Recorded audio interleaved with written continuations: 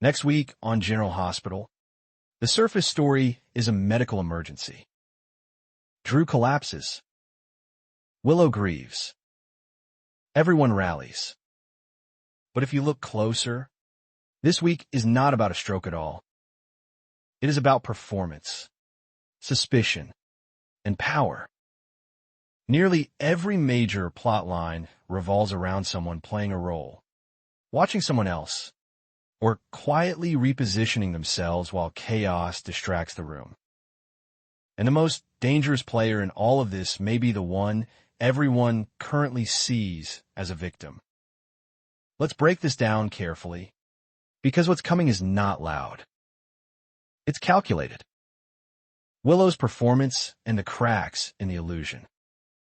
Willow's central storyline hinges on one thing: control of perception. She's actively playing the role of the devastated wife, while Drew lies incapacitated. And the most important detail here is that almost everyone believes her.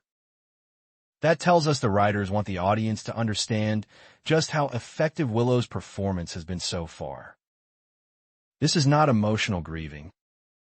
This is strategic grieving. The synopsis shows Willow outsmarting almost everyone. That wording is crucial. It implies a deliberate intention, not a mere coincidence.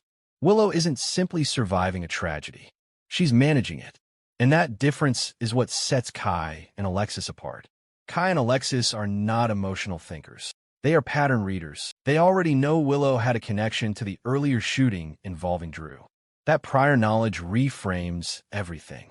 When Drew suddenly has a stroke, they don't see bad luck. They see timing. Their suspicion that Willow possibly poisoned Drew is not random. Poison implies planning, access, and patience. A gunshot is chaotic. Poison is quiet, and Willow, as the devoted wife, would have both access and cover. What makes this even more interesting is that Willow doesn't overplay her hand. She doesn't collapse under pressure. She stays just believable enough. That suggests she knows exactly who is watching and who is not. But no performance is perfect forever. Michael's doubt and the chase factor. Michael's reaction is one of the most psychologically grounded elements of this arc. On the surface, he has reason not to care. Drew is his enemy. Drew's collapse benefits him. But that's exactly why Michael starts questioning it. Michael understands motive. He understands timing. And he understands Willow. The outline highlights something subtle but critical. Michael notices Willow's behavior, but he also notices Chase's proximity. Chase has been helping Willow extensively. That alone might seem innocent. But combined with Drew's sudden stroke, it creates a triangle that doesn't sit right. Michael's suspicion is not driven by love or jealousy. It's driven by inconsistency. If Drew was truly taken down by natural causes, the surrounding behavior wouldn't feel so coordinated. Michael is likely to ask the question others won't. Why now? This is where the story gets dangerous for Willow. Michael is not impulsive. He doesn't accuse without leverage. If he starts quietly connecting Willow and Chase as a unit rather than as individuals, the entire illusion Willow has built starts to wobble. Hypothetically, if Michael begins investigating on his own, he becomes the most immediate threat to Willow's plan. Not because he has proof, but because he knows where to look. Anna's visions and the thin line between fear and reality. Meanwhile, we shift to Anna, and this storyline plays with perception in a different way. Anna has been experiencing hallucinations of Emma, Felicia, and Mac rescuing her. At first glance, this feels psychological, but the outline suggests those visions may become reality. This is important. General Hospital often uses hallucinations to signal either deterioration or intuition. In this case, it appears to be the latter. Emma and others are actively searching for Anna. That means Anna's mind may be processing real danger and real hope at the same time. If Emma, Felicia, and Mac do find Anna, the rescue will not be clean. The outline clearly states that their success would immediately expose them to new danger. That suggests Anna's situation is tied to a larger threat network, not a single captor or incident. This also reframes Anna's hallucinations. They're not random. They're possibly her subconscious tracking movement around her. That makes Anna less of a passive victim and more of an active participant, even while trapped. The danger here is escalation.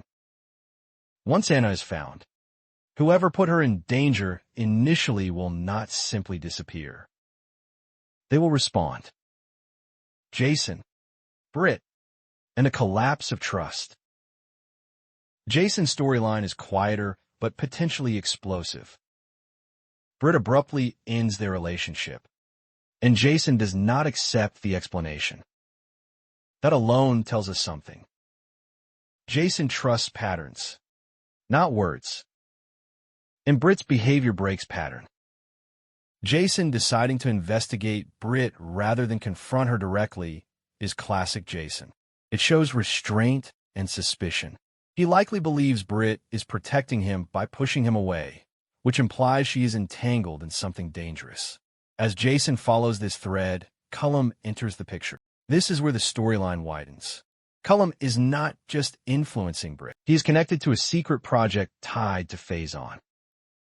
That alone signals long-term consequences. If Jason uncovers that Cullum is a corrupt WSB director working with villains, this stops being about a breakup. It becomes institutional rot. Jason doesn't just expose individuals. He exposes systems. Hypothetically, this could place Jason in direct conflict with forces far more powerful than a single antagonist. And Britt, rather than betraying him, may be acting as a firewall. Jordan, Ava, and the Sidwell problem. Jordan's move to recruit Ava is a calculated risk. Ava is not loyal by nature. She is situational. That makes her valuable and dangerous. Jordan and Sonny's plan to take down Sidwell requires someone who can operate in gray areas. Ava fits that role perfectly. But the outline also adds pressure. Jordan must find a replacement congressman for Drew under Sidwell's orders to avoid suspicion. This creates the contradiction. Jordan is working against Sidwell while still following his commands. That kind of double play rarely ends cleanly. Ava joining this plan would shift the power balance. She doesn't just follow orders. She reshapes them. Sonny possibly manipulating Ava suggests he believes he can control that chaos. That may be optimistic. Sonny's message to Laura and the bigger picture. Sonny reaching out to Laura signals progress.